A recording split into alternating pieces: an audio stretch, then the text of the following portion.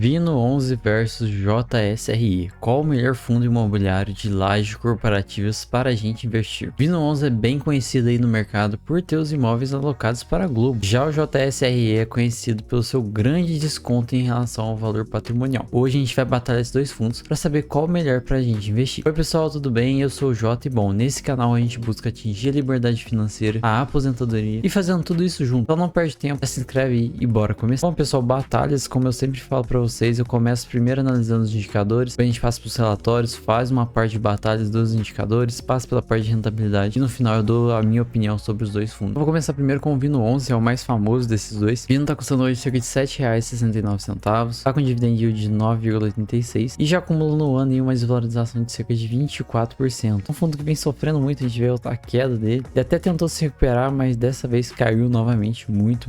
Esse fundo ele sofre muito por causa da grande alavancagem que ele tem dentro do portfólio. E essa é uma das críticas que o pessoal pega pesado e o que eu também pego pesado em relação à Vinci. Ela cometeu erros gravíssimos dentro desse fundo, que estragaram muito a realidade do que era o fundo antes do que se tornou o fundo. Então o valor justo dele é 10,79, então assim, tá bem descontado. O VP dele 0,71, tem praticamente 30% de desconto. Tem uma boa base de cotista, tem uma boa liquidez, é um fundo de quase 1 bilhão de patrimônio, é um fundo bem grande. E aí o rendimento cerca de 6 centavos, vem pagando esse valor aí desde 2022 lá. O fundo cometeu aqueles erros que jogaram os dividendos para baixo e consequentemente a cota veio acompanhando. Bom pessoal, aqui no relatório eu vou passar pelas partes mais importantes. A primeira é a questão da taxa de administração desse fundo, e ela tá aí em cerca de 1,10% ao ano. E se o fundo ultrapassar o valor de 1 bilhão de patrimônio, ela cai para 1%. Então é boa essa estratégia que eles utilizam. E também tem uma taxa de performance que é 20% do que exceder o benchmark, né? O benchmark hoje é IPCA mais 6. Tem essa taxinha de performance que eu não gosto muito, como eu sempre falo com vocês, né? Mas sempre tem. Aqui um destaque do fundo, tem uma boa taxa de ocupação, cerca de 95%, liquidez vem aumentando e os contratos também a maioria é atípica. Bom, como eu sempre falo com vocês, eu passo pelas informações mais importantes. Esse aqui não é um vídeo de análise de relatório, então a gente não vai aprofundar de fato, mas aqui eu tenho que destacar algumas coisas. A primeira, estimativa de dividendos, deve ficar até o final do ano pagando esses dois valores, então tem que acompanhar para ver como é que vai ser em janeiro, se vai aumentar, se vai diminuir. A rentabilidade do Vino deixa muito a desejar, tá em menos 5,3, então assim, perde pro CDI, perde pro IFIX, isso aqui é muito ruim. E aí a carteira do fundo, aquilo que eu falei com vocês, o fundo tem mais de 500 milhões aí em alavancagem. Se é a nossa principal alavancagem, esse CRI da sede da Globo, uma taxa de PCA mais 7, um saldo de 363 milhões, então assim, um valor bem alto que joga o resultado do fundo lá embaixo, que se não tivesse, esse é um imóvel totalmente fora da estratégia do fundo, e eles realizaram uma venda, uma dívida enorme para só poder comprar esse imóvel, e ele não entrega o que era esperado. Aqui alguns indicadores operacionais que eu julgo importante. O principal é a taxa de ocupação. É uma taxa de ocupação boa, já que são contratos atípicos, então fundos de contratos atípicos tende a ter uma ocupação maior, é o caso do Galg. E aqui o portfólio, né? A Globo corresponde a praticamente 38% do portfólio, então é uma porcentagem bem grande dessa concentração que o fundo tem. Isso não é muito bom. Aí, como eu falei, os contratos, a maioria são atípicos, está presente em São Paulo. E o foco dele mesmo é comunicação e mídia, seguido de financeiro. É um fundo que foca muito nessa área, principalmente por causa da Globo, né? A Globo acaba que puxa muito essa questão desses indicadores e tudo mais. A duração média dos contratos 7,8 anos, é normal também, já que a gente tem um fundo de contratos atípicos. E aqui são todos os imóveis do fundo, a gente vê algumas localizações. Lá no Rio de Janeiro está presente até que em locais muito bons. Em São Paulo também está bem localizado. A grande dor desse fundo é essa alavancagem que eles realizaram para comprar o imóvel da Globo, que era totalmente fora da estratégia do fundo. O outro fundo imobiliário é o JSRE11, custando hoje cerca de R$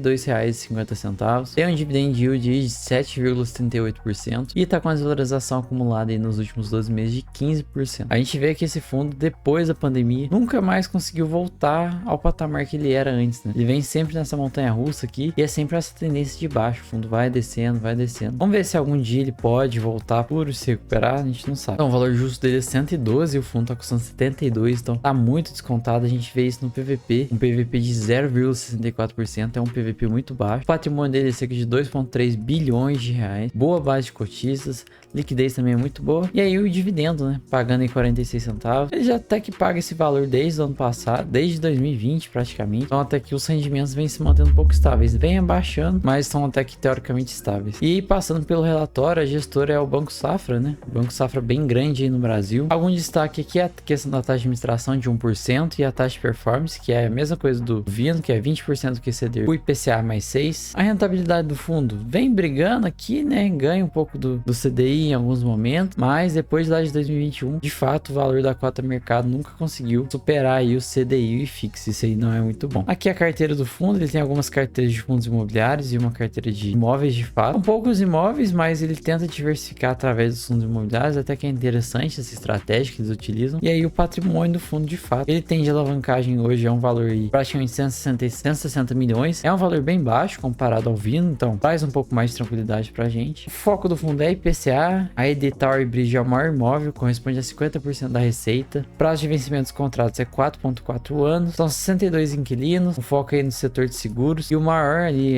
locatário dele é a Aliança, com cerca de 12,8%. E aqui são os imóveis, a gente vê que são imóveis bons, por exemplo, o Tower Bridge, olha a localização dele, perto do Rio Pinheiros, um imóvel muito bonito, no entanto que a vacância dele é bem baixinha. Porém, já tem esse imóvel aqui da Estação Morumbi, não é um imóvel ruim, não é uma localização ruim, mas que tem uma vacância física bem alta também. Edifício da Torre das Nações Unidas, vacância zero, também localização, olha só, na avenida aqui Rio Pinheiros, local muito importante em São Paulo, então raramente fica vago. Edifício Paulista também, lá na Avenida Paulista, muito boa localização, vacância baixíssima, baixíssima, baixíssima. Bom, galera, vamos bater um papo aqui sobre os indicadores, é a nossa primeira parte da batalha, vamos ver quem vai sair abrindo o placar. E essa disputa ficou bem empatada, o Vino e o JSRI11 ficaram bem próximos assim na questão dos indicadores, mas quem venceu foi o JSRI. Então, JSRI sai na frente, marcando 1 a 0 nessa batalha, e alguns pontos de destaque. Primeiro, o patrimônio dele é bem maior aí do que do Vino, o PVP dele também tá bem mais descontado. Dei um destaque para a questão da gestora, a Safra hoje vem fazendo um bom trabalho, diferente da Vinci, que não faz algo que eu gosto, e eu acho que o principal, né, a taxa de administração e a alavancagem deles bem baixinhas, enquanto o Vino tem esse problema na alavancagem com o imóvel da Globo, tem taxa de administração, tem taxa de performance, ele é muito concentrado no imóvel da Globo. A Vinci não vem fazendo um bom trabalho como gestora, eu já comentei em outros vídeos com vocês, então são muitos pontos que eles acabam deixando a desejar e que leva o JSRE sair ganhando por 1 a 0. E aí, pessoal, quando a gente olha a questão da rentabilidade, fica um pouco mais triste, já que nenhum dos dois fundos, igualando a série histórica, consegue de fato ter uma boa rentabilidade. A gente vê que os dois estão com a rentabilidade negativa, o Vino com a rentabilidade de menos 12% e o JSRE com a rentabilidade de menos 15%. Isso se deve muito ao fato que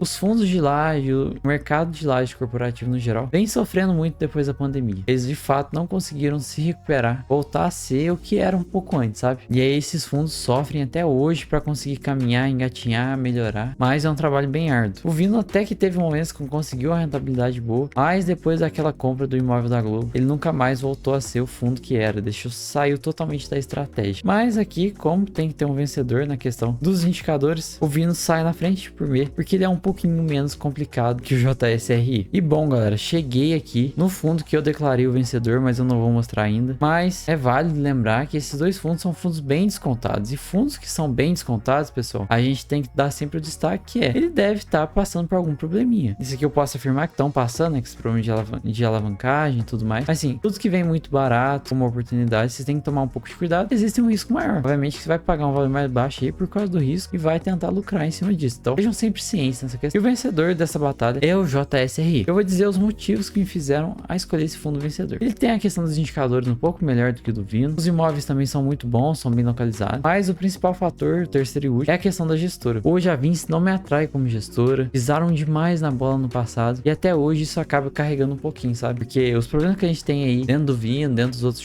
fundos da Vinci, acontece única e exclusivamente por culpa da gestora. Eles tomaram estratégias, atitudes erradas. E isso reflete até hoje nessa questão. Por isso que eu prefiro ficar fora. Talvez aí pro futuro, quando eles mostrarem que aprenderam os erros, a gente pode voltar. Já o JSRE, falando dele, o Banco Safra vem fazendo uma gestão excelente dentro desse fundo, dentro de outros também que eu já gravei pra vocês, o fundo de papel deles. O relatóriozinho é muito top, tem umas informações excelentes, e até agora eles não pisaram na bola, né? Esse problema é que os imóveis não conseguem alugar, mas isso é natural do mercado. Às vezes você faz, mexe com várias estratégias, sabe? Você tenta e não dá certo. Então o grande problema do JSRE é essa questão aí dele ter uma grande vacância física aí dentro do portfólio. Mas sim, pessoal, escolhendo o JSRE não torna o Vino exclusivamente o pior fundo do mundo. Vocês têm sempre que analisar, fazer uma análise mais profunda para entender de fato o fundo imobiliário, sabe? O fundo imobiliário passa muito mais além do que só olhar indicadores, do que só olhar histórico de gestão. Tem muitas outras informações que são extremamente relevantes que vocês têm que acompanhar. Então, o vencedor da batalha hoje é o JSRE, vence com tranquilidade aí. E aí, para quem gosta de comprar fundo descontado, talvez seja uma boa oportunidade. Estudem, entendam de fato